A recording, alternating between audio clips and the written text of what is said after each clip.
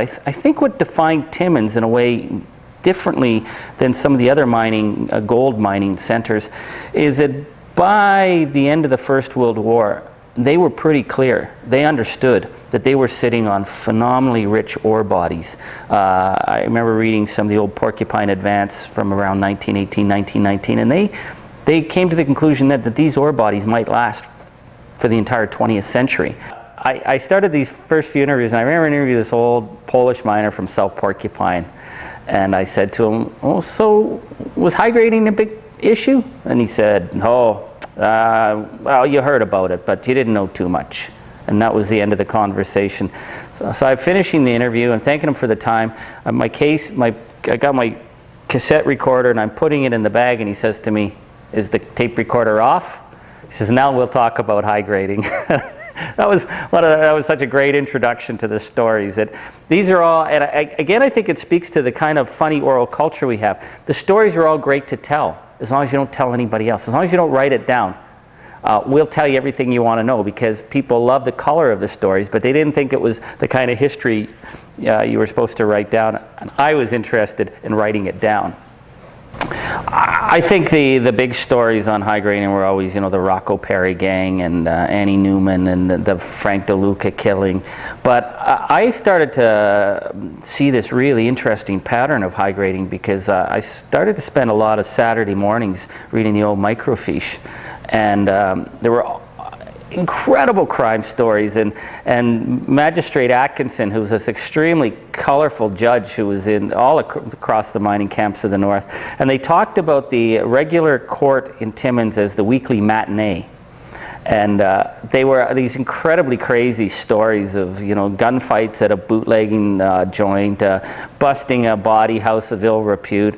High grading was always involved, and you're reading these stories and you're thinking, this is certainly not the kind of history that I was raised on when we were told that everything was, we were this nice, happy frontier town. This was really colorful. This was like Chicago in the 30s. And again, high grading was the currency for people. That's, stolen gold was how people were able to live a life that they couldn't have lived otherwise. Yeah, I wrote this story, Joe Basil Gets Whacked, and to me it was just such a great story because it sort of jumped off the page in a 1923, 1924 newspaper about this guy getting gunned down on the streets of Buffalo, and basically he'd run afoul of a high grading gang in Timmins. He decided to sell the gold himself and thought, well, what I'll do is I'll leave Timmins, I'll take the gold with me and I'll go to Buffalo. And he was standing on the street in Buffalo and someone drove up and shot him down. And it makes you realize that as colorful as these stories were here in Timmins, they were part of a much bigger organized crime story that was that people played for keeps. And everybody in Timmins might have turned a blind eye to the issue of high grading, but we're talking about organized crime. We're talking about the mobs out of Detroit and Buffalo, and Joe Basil got whacked because he decided that he could sell his gold without having to go through the people in the Porcupine, and that just wasn't how things were done. I think what makes high grading so interesting was the extent of it. I mean, you're talking in the 1940s and 50s, they're talking $1 million to $2 million a year that they could estimate was being taken out of the Timmins mines. And in that time, that kind of money was phenomenal. They were talking about being the biggest crime in Ontario. So that would today would be in the level of serious drug cartel money or running guns. I mean, running gold out of the Porcupine was a big business. But within Timmins, it was so much a part of the fabric of life because, again, you had the dichotomy of incredibly rich mining operations that were paying shareholders all over the world. I mean, these were international investments. Yet the average pay that a miner got was pretty poor. The working conditions were pretty rough. You had 7, 8 kids living in a 2-bedroom, 1.5 bedroom house. And the only way people actually were able to make the ends meet from year to year was come Christmas, come summer, go into the local grocery store, go into the local clothing store and trade in a few flakes of gold to pay off your bills. So you had the local merchants involved, you had the miners involved. Everybody knew that high grading was what kept the mining economy going for the poor families of Timmins. And yet that was somehow connected when all those little flakes of gold were all put together and then moved out of Timmins by the fences and by the guys who were running it. That started to tie into a much broader crime syndicate that you see with the people like the Rocco Perry gang. They also liked the high graders. One of the reasons they didn't rat on the big kingpins is they tended to be really likable fellows, and everybody knew who they were. And, you always wonder how the poor police couldn't quite ever catch these guys, because everybody in Timmins knew exactly who was involved, and yet none of them were ever really charged. The only people who were charged tended to be the hapless guys deciding to go on their own to try and sell high grade, going into a store, making a mistake like that. But the big players were able to move around in a fairly confined environment and not be bothered too much. Again, you have with the relationship of how people saw high grading in Timmins. People saw it as colorful, they saw it as fair, they saw it as reasonable. They didn't see themselves as necessarily breaking the law. They turned the blind eye, but it was also really rough business.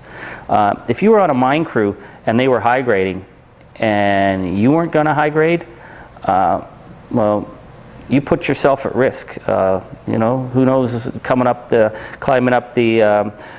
ladder in a drift, that someone might drop something and you'd slightly get injured and have to go off. If a crew was high grading, you had to play along, because otherwise you were seen as a rat. If you decided that you were going to take the money or take the high grade and sell it yourself, well, you were running a risk, and people did get whacked and people did get hurt. And they don't talk about it too much, but that was the unspoken business of high grading. It was a serious criminal element. I think the actual amount of high grading was much higher than the mining companies would ever want to admit, because I think it would have damaged their credibility with their investors. But there's a funny story of the shift boss coming, and I've heard this from guys at the McIntyre, the shift boss coming into the drift when the miners were shoveling out after a blast in a gold vein and saying, "Okay, boys, leave some for us." That everybody knew it was almost impossible when you had 2,000 guys working in a huge mine with all these dark areas and that, to keep track. When someone went in the blast, there was only 2 guys, and they went in and they saw what was in the gold stope before anybody else. How much of the rich, free flowing gold was taken out, hidden, put in boots, put in broken drills to be moved later, nobody would ever know. But certainly the incentive was there, and I would imagine that a really rich mines like Hollinger or Dome, probably a much higher percentage of gold was taken out illegally than ever appeared on the books of the companies. But so many of the people thought that it was just an innocent, almost innocent, a game where you stole gold and sold it. Exactly. And that they had no idea it had any connection to major crime elsewhere or whatever. So it was treated almost as a minor offense. And the next thing he told me was that he got hired a few times to drive gold down to Toronto. They had specially fitted cars with extra springings, so they could put a lot in, a panel under. When you open up the trunk, you could remove a panel and put it in.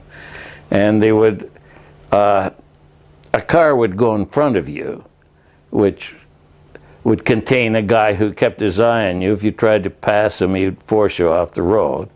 And they would drive down to Toronto, and there's a hotel owned by a guy from Timmins on Sherbourne Street, and they would stop off there. And they would stay the night. The car would disappear, and the next day you'd get paid and you'd get a ticket on the train back to Timmins. Anyway, they came down to Toronto when they had their loot, and all bought cars. He bought an MG, and the fellow you referred to bought, I think, a Caddy convertible. And they were a little bombed. They were staying at a motel, and they were wearing. And the salesman in the place they bought the cars wouldn't believe anything. They thought it was a joke when these guys come in dressing gowns from the hotel and paper slippers and want to buy a Cadillac. And then they hauled out the money and they bought the Cadillac and the MG. And we were out with them, and they decided they had to skip town when Mo got in trouble with the mob over selling them bonds you could trace, and I think finking on them. And Mo showed me his car, and it appeared they had been machine gunned, but instead of starting at the driver, he started the other way, and Mo ducked. And it was a convertible, and the whole windshield was shattered. In any case, he skipped town, and the next I heard, a policeman I knew told me they'd picked them up in Waco, Texas, on a drunk driving charge. And they shipped them all the way back here, and I didn't see Morris for years after that. He knew I would like to take actual film of high grading, in the sense of, as you know, it's called cooking a button, where first they take the ore, which is pretty pure, and boil it in such a way that the differences in expansion result in the rock breaking from the ore, and they get it. Then they then in fact refine it, which is they call cooking a button, because you get a gold button as a result. Oh, they're yay big. And he said he could actually arrange filming it. The CBC this was still the days of film. So I approached the CBC, and they said, yeah, as long as you do it on your holidays. They weren't willing to pay for sending me up there because I was producing the news. And so on my holidays, I was all set to go when they phoned me and said, we've changed our mind. So I went down to the Toronto Star and sold them on the idea of doing it for the Toronto Star. And they hired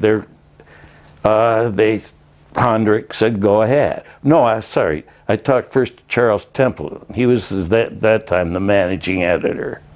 And Templeton said, go ahead. And we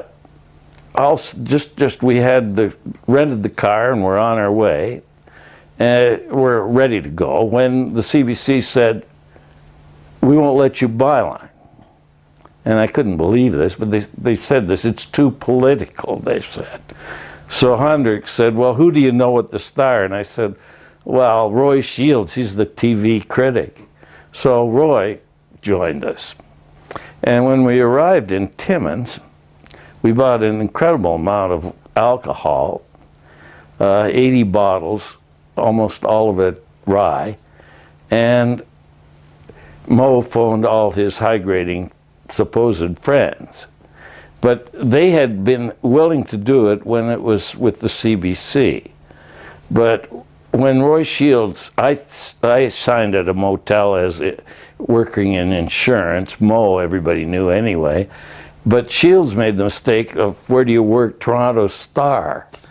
And that revealed what we were really doing. So we proposed a big party, and it was going to be outdoors, and it was in Schumacher, actually, which is on the Matagami River, some kind of park, I think. And for some reason, we had a place to park, and we had a boat, where there was a boat there that we could use to row across the river to where we were meeting them. Don't know why that was, but it was partly to keep it isolated, I think. And everything was fine, big party, everything going fine, when somebody called Big Amy. Oh, first they got Roy to talk about his swimming. He claimed he was a marathon swimmer. So they talked him into swimming the river. Well, it was October, and I don't think he would have survived. Then next, somebody named Big Amy, who was 6'6", picked me up. His hand just cracked my cheekbones, and then he put his arms around my waist and just crushed my rib cage, and I passed out. And he was throwing me in the river when Mo got him. And Mo knocked him, laid him out, threw me into the boat, pushed the boat out, and rowed across, picked Shields out of the water and dumped him in the boat, rowed to the other side, and we got into the car and off we drove. And we had, I think, the only boat we were using. They'd come in some other way. So we got away. And I went down to the, I had to go to hospital. And the hospital recommended that I go to, they were afraid of the broken ribs puncturing my lungs. So they sent me to the Wellesley, actually. I went in by plane. Mo drove me out to the airport instead of by Star paid for it. So I flew down to the Wellesley. And I had given Shields all the background to write the stuff. And it, in fact, you know, Ghost written a whole series of articles, 3, I think. But Shields developed it. Mo found for him a guy called Little Jimmy. Little Jimmy actually agreed to testify. Now, I think the reason Little Jimmy agreed to it was to buy the next drink. But anyway, they ended up bringing Little Jimmy back to Toronto. And they put him up in a hotel called the Selby on Sherbourne Street. And when I heard about it, I was in the hospital and they phoned me. I said, that's the worst place in the world. You can do it. All Northern Ontario, a lot of Northern Ontario people hang out in the Selby. And they said, well, okay. So they took him, they began bringing booze up to him and meals and giving him, you know, TV and hoping that he wouldn't go to the hotel, which was a fatal error. And so the first thing he did was go down to the beer parlor, and suddenly we found he'd disappeared. And Mo met him about 2 months later. They had scared him off. And he said, I'll never talk about anything to anybody. And that was at which point Templeton said, you guys don't have, when he disappeared, Templeton had to go and tell Hondrick what he was doing. And it turned out that he was planning to use the story in his bid for the Liberal leadership in Ontario, which he ran for the leadership later in '64 and lost, came close. And Hondrick was very irritated by this because he hadn't signed for it. And when Templeton said, I'm not paying you, I immediately phoned a friend of mine named Arthur Maloney, who was a very prominent lawyer.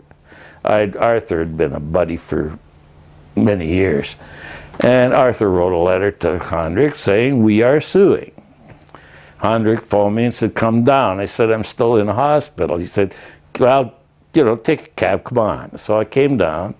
Hondrick said, I accept your story. I will pay you $6,000 was the deal. 3 for Mo Keys, 3 for me.